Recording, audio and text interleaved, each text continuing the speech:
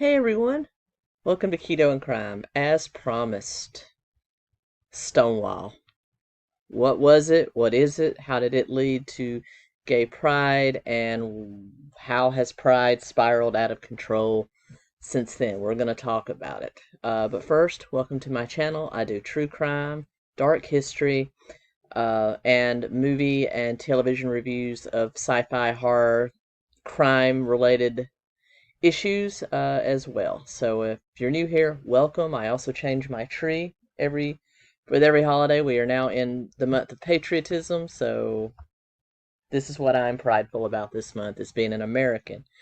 I am also of the LGBT community. I am the L in the rainbow or the alphabet soup. And that is the reason I'm speaking out during the month of Pride on why Pride is not what it used to be. So, but before we get into that, let's actually talk about Stonewall, shall we? In my past life, I was very, very blessed to have been a manager, a kitchen manager at one of the most well-known gay and lesbian bars, primarily gay male bars in my home city. And during that, I was able to come in contact with a lot of older gay gentlemen that were actually at Stonewall and remembered what it was like to be gay in the 50s and 60s. And you want to talk about repression and oppression? Let's talk about being gay in the 1950s or 60s. It used to be a literal crime punishable by imprisonment to be gay, to not be of the norm, to not be heterosexual. And a lot of people, gay people, just like any other type of people, tended to band together and live in the same neighborhoods, go to the same businesses to kind of join hands like any other oppressed minority to the strength in numbers, people. Their strength in numbers. Naturally and in nature, homosexual behavior makes up about 10 to 12% of most species. Humans are no different. When you start seeing extravagant numbers, that's when you have to be, you have to wonder, is it real or not? But I'm not here to discuss that.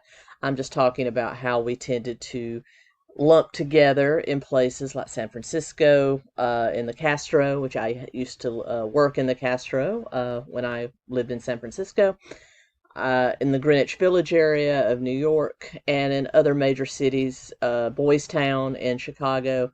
There is a gay district for most of your major urban areas, and a lot of those urban areas, particularly the Castro in San Francisco and Greenwich Village in New York, where Stonewall occurred, happened because the U.S. military pretty much dropped off a bunch of gay and lesbian military personnel in those areas, and they stayed.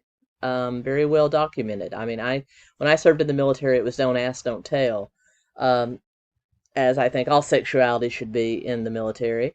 But during this time, it was literally you shouldn't be able to serve if you were homosexual. And during the period after World War II, when they needed every warm body they could get to fight the war, after the war, they pretty much dropped off all the gay baggage in San Francisco and New York and went about their happy ways. And those people stayed and revitalized those communities and built a community of their own, specifically the Castro in San Francisco and Greenwich Village in New York. So that's a little bit of the history as to why these things happened in certain neighborhoods.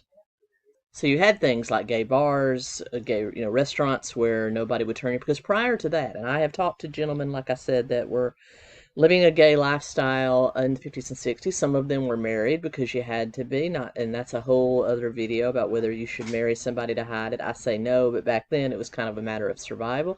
Some of them weren't. Some of them were confirmed bachelors their entire life and confirmed bachelorettes their entire lives. But they would tell me stories about when they traveled for business, particularly to these gay-friendly cities. They would do things such as position their silverware a certain way in a restaurant, and the maitre d' or the hostess would see that and send over one of the gay waiters to take care of the gentleman, and then they would, in almost a code, would tell them where to go in the city to find gay-related entertainment, other gay people, where they can find sex. And so they would tell them that, and that is where they would go. And then by the late 60s, you had more of a gay underground scene, the gay underground scene in San Francisco and New York. It was there, people knew about it, but it was still underground, and it was still illegal.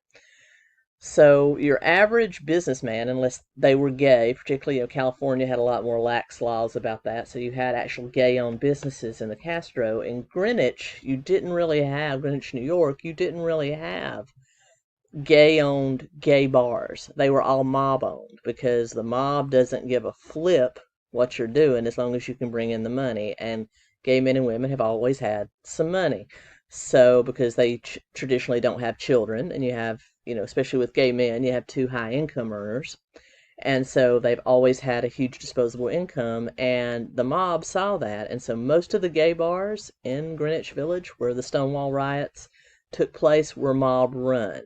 And so they were under a whole lot of scrutiny from law enforcement, because gays were looked down upon. They were part of the whole McCarthy witch hunt, for communists, everybody else.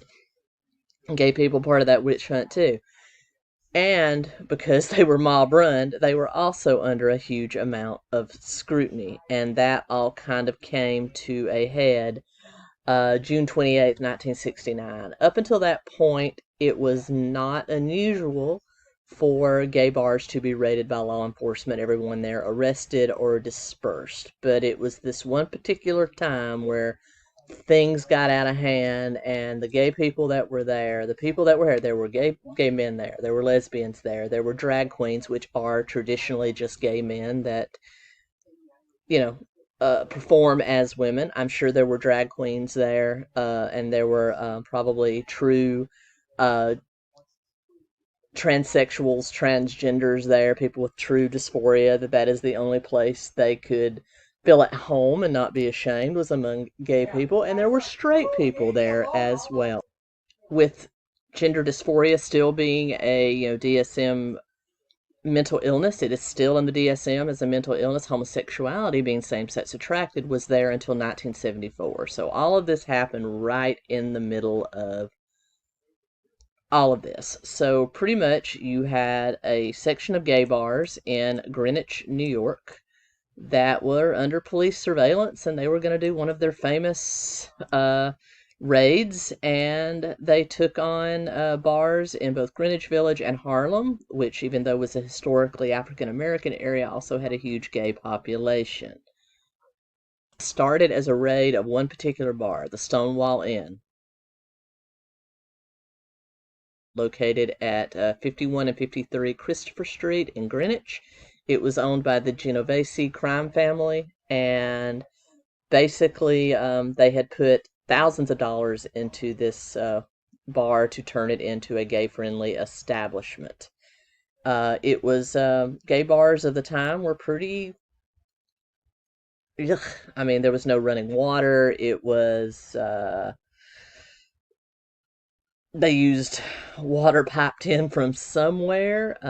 Basically, it is the only club in the area where gay men could openly dance on a dance floor. They had seedy rooms in the back. It was a mob-run bar that they didn't really put a whole lot of money into. I think they put $3,500 into it.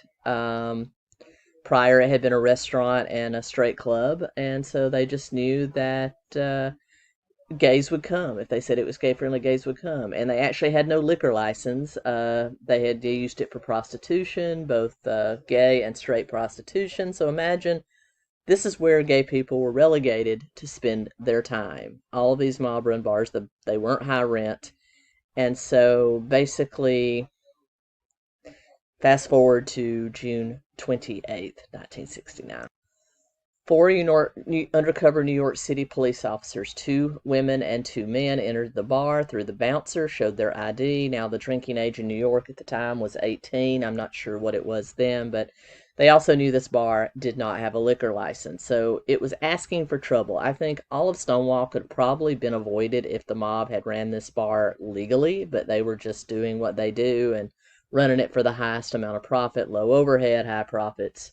So they came in, they looked around, and then they passed the information that they had gathered um, to an outside force. And at about 1:20 a.m., it was Saturday, June 28th, 1969, basically all hell broke loose. Now, when you think of a raid, you normally think of SWAT, large forces of police officers, but they had the 4 undercovers inside, and then they sent in 4 additional police officers to basically take the whole the whole bar, because in the past, when these raids happened, most people just scattered and ran. The people surrendered willingly.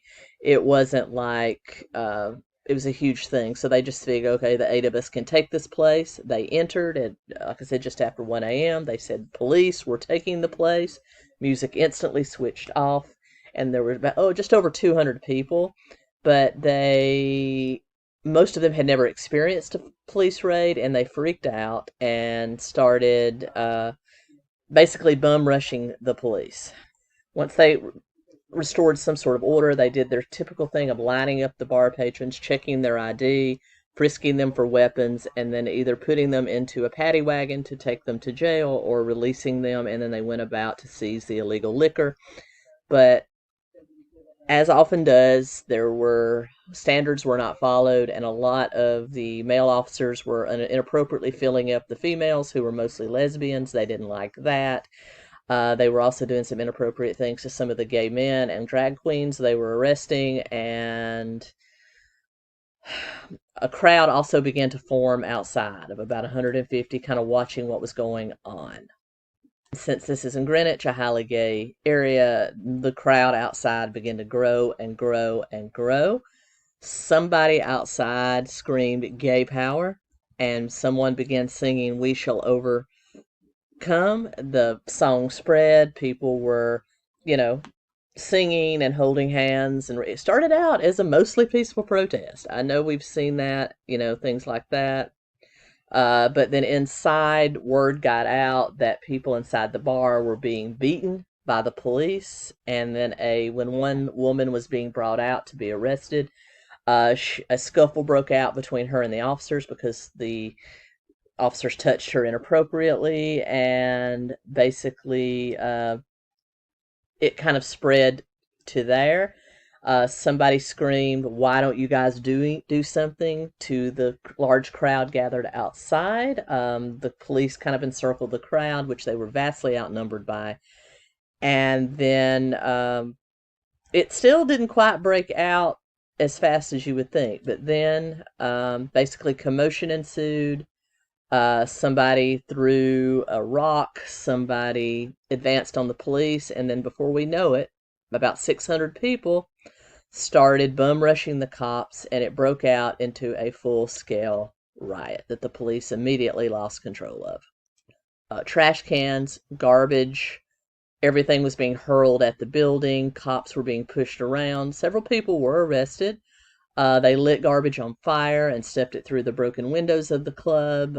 Basically, at one point, the cops were really fighting for their lives, and this spread throughout Greenwich and into Harlem, and you had other people besides gay people joining, and just basically an all-out, riot against the police that night. The night that Greenwich and Harlem almost went up in flames was the first night of Stonewall.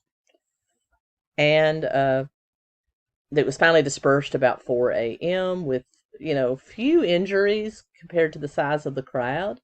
But then gay organizers, this is the rise of the gay liberation movement. You had Black Panthers there as well. You had, this was the first true grasp that gay people made to achieve equal rights, where us being us was not a crime. And they ended up gathering in Christopher Park, which was in the same area as Stonewall. And they organized. and other, the Black Panther Students for a Democratic Society, which was an offshoot of the Black Panthers, or a basic partner to the Black Panthers, joined with all these gay people, and they started the first stand for gay rights. They marched through Greenwich on the second night demanding that gay bars be legal, and so they don't have to be mob run and don't have to be horrible. And you had several nights of just marching, protesting, and then, when people got scared, riots broke out. And from here you have the Gay Liberation Front, and the first Pride took place June 28th, 1970, as a commemorative of the Stonewall riots in San Francisco. And then you had the Gay Liberation Front pushing for gay liberation. Finally, by 1974, you had it removed from the DMS as a mental illness. You had the legalization of gay bars as long as they followed protocols, and you had us really being able to emerge in society, and now we can legally marry. So we have come a long way, and that is Stonewall. That is what happened, and it is something that definitely needs to be commemorated. I tear up when I think about it, because if it wasn't for those brave first gay activists at Stonewall, I wouldn't have my full legal rights as an American citizen today, just because of who I am sexually attracted to, and that should not be the mode of a person. So yes, I understand movements that have a purpose, and but today, in today's society, every group has equality. We're all one and the same under the law, and there's no need for this. And that's the reason I'm pushing back so hard right now, because what Pride used to be Pride Day, June 28th, every year was Pride Day. And yes, it was a celebration of who we are as gay people, of our sexuality, and they were always very sexual types of events, but it was an adult only event that only happened in major cities, and it was one day, and it didn't get a whole lot of press coverage. And then when corporations got involved and it was commercialized just like everything else, it has grown into a month, which it doesn't need a month, and it's just fully commercialized. And often what used to be a celebration that I used to enjoy going to has devolved. Now they're trying to make it family friendly. It was never family friendly. Look at the roots of it. It was never family friendly, should never have been marketed that way. And the push to make it more family friendly is why you have it stretched over a month. You have all this stuff in stores, and every brand changes their, logo to be rainbow. The rainbow flag used to stand for freedom. It used to stand for the freedom of same-sex attracted people and true transgenders, that is, people with actual gender dysphoria, and not all this other gender ideology transposer stuff you got going on today. Used to stand for something. Now I look at it and all I see is a political ideology that I'm no longer on board with. We have our equality, and that's all we wanted. And you ask any activist of my generation or earlier generations, and they will admit we have what we wanted. We don't, and now we're creating a manufactured drama, and we're trying to bring children into it, which children should never have been there. And that's why you see Pride has grown into this behemoth of stuff that now everyone hates. And for the first time in years, you're seeing things like homophobia on the rise, because everyone thinks that the LBG, the GLB, the gays, lesbians, and bisexuals of the LGBT community, they hate us along with all these transposers out there that are, and they hate true transgender people, because true transgender people just want to live their lives in the binary as the sex they feel they are, and they have a radical treatment to help them live that way. And so now we're all being targeted because you've got a bunch of very loudmouth activists that are protesting for no reason out there trying to bring everybody into it and push it on everyone else. And it is homophobia is on the rise because of them. They group the LGB and true transgender people in with all these crazy activists, and we're not down with that. We just want to live our lives and not have children around the Pride Parade and not have this stuff taught in school. Sure, teach Stonewall in school. You can teach what happened there, but that's where it should end. You shouldn't be teaching that you can choose your own gender at the age of 6. That's where we draw the line. And we also draw the line at all this corporate pandering to us. I don't need you to turn your beer can a rainbow color. Just sell me a beer. That's all I want. That's all anyone wants. And it shouldn't be crammed down everybody's. We have our equality. We have that. It should not be crammed down everybody's throat because it just makes people push back and hate. And so you have all of us gay people and trans people that are not down with all this stuff. Now we're stuck in the middle because we're called homophobes and transphobes by the left, and then we still have people on the far right that hate us just because we be. And so here we are. And they're making the normal people, most of the majority of this country that don't care what we do, don't take a second look at us. They're too busy with their own lives now. They're making them hate us because of what they're doing. And so we're caught in the middle. And that's the reason, if you are truly an ally to LGBT, push for this stuff just to stop. Leave the kids alone. We don't need a month of Pride. We need one day to commemorate Pride and just go back to the way it was about circa 2010, and we'll all be okay. And I don't want my sexuality out in anyone's face, and most gay people feel that way. There's a lot of gay people that feel that way, and a lot of trans people that feel that way. They just want to live their lives as the sex they feel they are, with the biological realities of that transition. We're not all blue-haired sycophants screaming in a classroom. Please don't think that. But that is the history of Stonewall, and that is why Pride was once needed, not so much anymore, and certainly not this evolutionary, freakish, mutation of Pride that has become. It's not the Pride that I once knew, and I will probably never go to another Pride festival or Pride parade because of what I know is there and the fact that children are there witnessing it. I just won't. But anyway, that is a brief history of Stonewall, and I hope you enjoyed it. And until next time, 𝗂𝘂𝘀𝗶𝗰.